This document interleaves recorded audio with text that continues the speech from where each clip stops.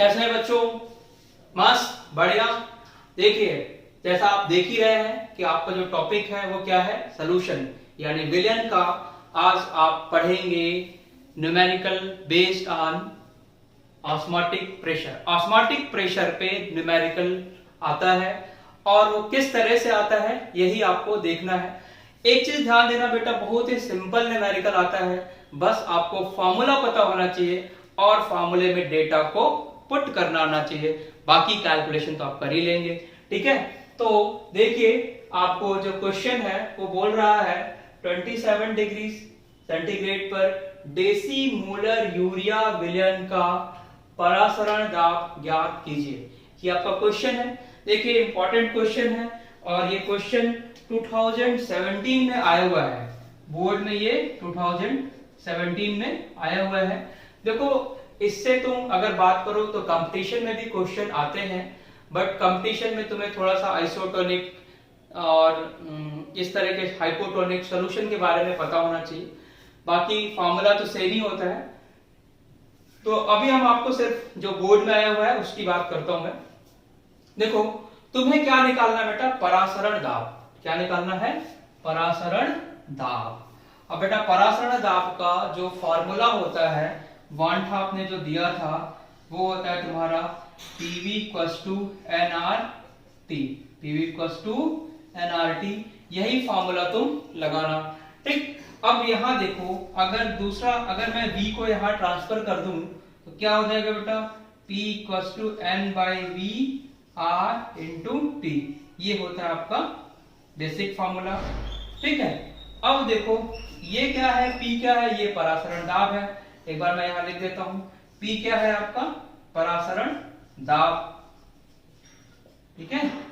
और ये N/V, N क्या होता है बेटा, मोल होता है, और इसको V अगर उससे डिवाइड कर दोगे तो ये क्या हो जाएगा, यही कंसंट्रेशन या सांद्रता हो जाती है जो यहाँ पे डेसी मोलर के फॉर्म में दिया हुआ है। इसी को आप N/V को ही आप क्या लिखते हैं, C, ठीक है। तो देखो, परासरण दाब तो तुम्हें बताना है बेटा, ठीक है।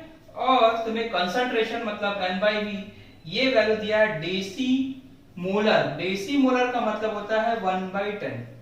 डेसी मोलर का क्या मतलब होता है, 1/10। और सिर्फ मोलर का मतलब क्या हो जाएगा, 1। तो ये ध्यान रखना कि तुम्हें डेसी मोलर दिया हुआ है, ये बेसिकली क्या दिया है, कंसंट्रेशन, ठीक है। अब देखो, टेम्परेचर जो देता है बेटा वो डिग्री सेंटीग्रेड में देता है। टेम्परेचर क्या दे रहा है, डिग्री सेंटीग्रेड में। लेकिन पूरी केमिस्ट्री में एक चीज ध्यान देना, जो टेम्परेचर होता है बेटा वो कैपिटल T होता है, मतलब तुम्हें केल्विन में कन्वर्ट करना होता है। तो अगर तुम यहाँ पे टेम्परेचर की बात करो तो टेम्परेचर कितना हो जाएगा तुम्हारा, 27 प्लस कैसे करोगे, 273 को ऐड कर देना, 273 को ऐड कर दो। तो देखो ये कितने हो जाएंगे,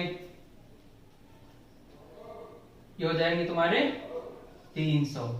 ये तुम्हारा 300 केल्विन हो गया टेम्परेचर।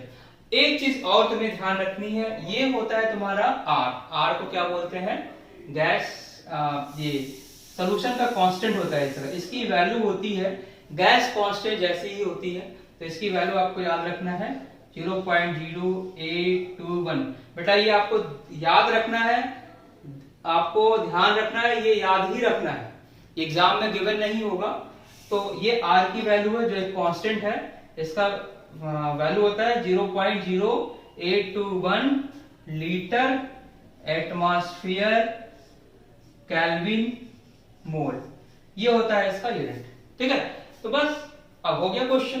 देखो, तुम्हें क्या निकालना है, परासरण दाब। ये सारी वैल्यू गिवन है, N/V की वैल्यू गिवन है 1/10 डेसी मोलर, R की वैल्यू भी गिवन है तुम्हें, टेम्परेचर भी गिवन है बेटा, बस उठा के पुट कर दो, तुम्हारा आंसर आ जाएगा। तो अब परासरण दाब क्या हो जाएगा, परासरण दाब हो जाएगा 1/10 into 0.0821 into 300। अब इसे तुम सॉल्व कर लो, देखो ये कैंसिल हो जाएगा, 3 का इसे मल्टीप्लाई कर लेना, ठीक है। एक बार कैलकुलेशन कर लो बेटा। कैलकुलेशन करने के बाद आपके आंसर आ जाएंगे, मैं सीधे सीधे आंसर लिख दे रहा हूं, 2.46। 2.46।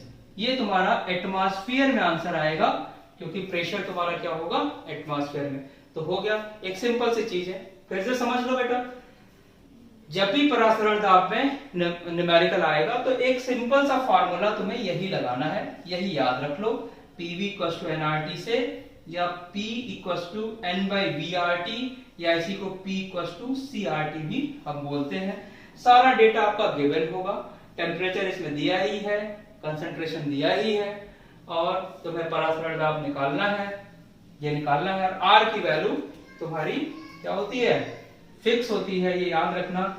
R की वैल्यू फिक्स होती है। ये इस तरह से आपका पहला न्यूमेरिकल खत्म हो गया। ये आपके 2 मार्क्स के क्वेश्चन आएंगे। अब मैं आपको दूसरे क्वेश्चन की बात कर रहा हूं। देखो बेटा, दूसरे क्वेश्चन में क्वेश्चन तुम्हारा क्या है, 0.01 m मोलर ग्लूकोज तथा 0.01 m सोडियम क्लोराइड विलयन में किसका परासरण दाब अधिक होगा और क्यों होगा।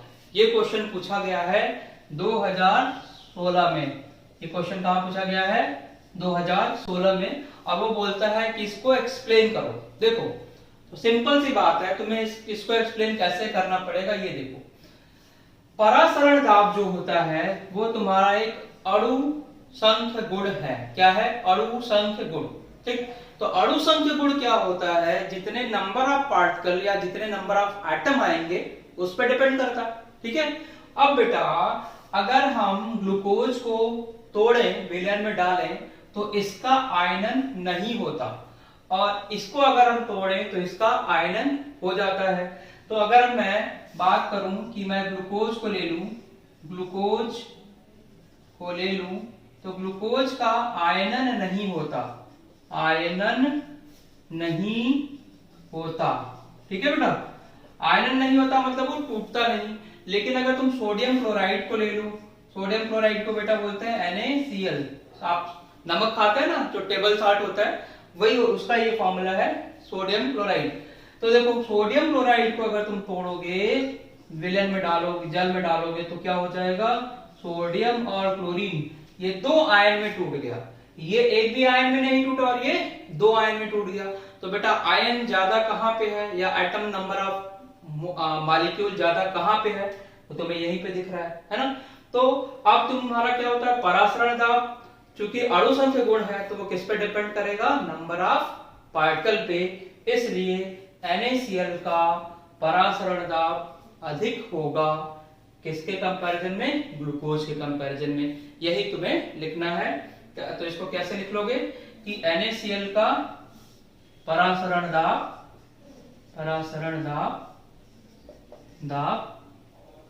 ज्यादा होगा,